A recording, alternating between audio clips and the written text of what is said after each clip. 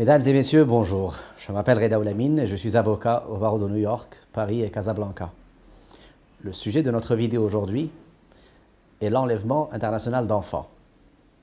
L'enlèvement international d'enfants est régi par une loi internationale, par une convention internationale qui est la Convention de La Haye de 1980 sur les enlèvements d'enfants par leurs parents.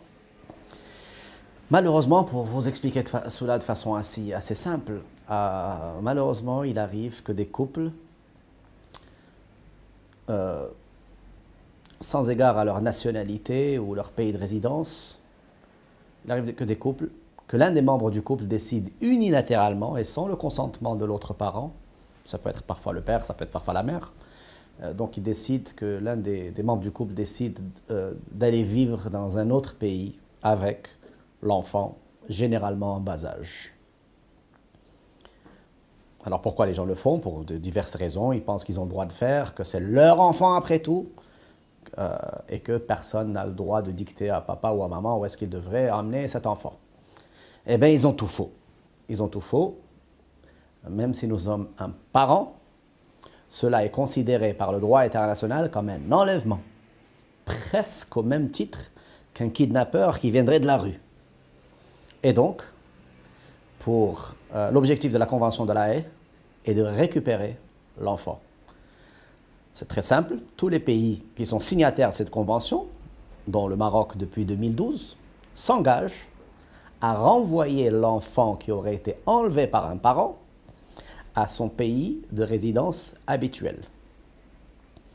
Si deux parents, pour illustrer cela, quelle que soit leur nationalité, habitaient en Australie, et que l'un d'eux décidait de venir habiter par exemple au Maroc, sans le consentement de l'autre, souvent par effet de surprise, donc le gouvernement marocain et la justice marocaine auraient l'obligation de renvoyer cet enfant vers la résidence habituelle en Australie, chez le papa ou chez la maman. Alors ce n'est pas quelque chose à prendre à la légère, parce que non seulement la Convention prévoit le retour de l'enfant, c'est l'objectif principal, le dispositif de la Convention, mais le parent kidnappeur s'exposera souvent à des sanctions pénales dans le pays d'où il a dérobé l'enfant. Des sanctions pénales assez sérieuses, voire un mandat d'arrêt international via Interpol.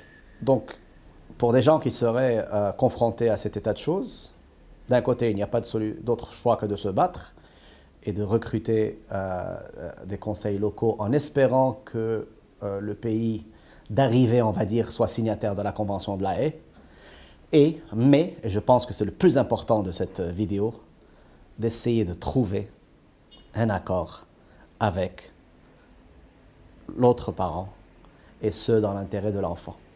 La meilleure des décisions de justice, la plus flagrante des arrestations ou des retours forcés d'enfants, ne saurait remplacer un accord à l'amiable, et ce pour préserver l'équilibre psychique des enfants.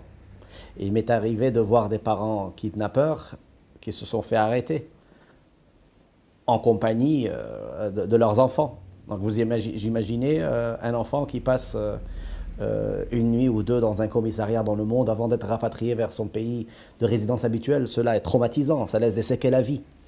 Donc encore une fois, vraiment, j'en appelle aux deux parents dans ce genre de couples internationaux à privilégier l'intérêt de l'enfant. Il ne faut pas que l'ego prévale au lieu et place de l'intérêt de l'enfant. Souvent, les gens se braquent, les gens sont fâchés, l'amour est remplacé par la haine, et l'enfant est pris entre le marteau et l'enclume et victime des affrontements judiciaires des parents.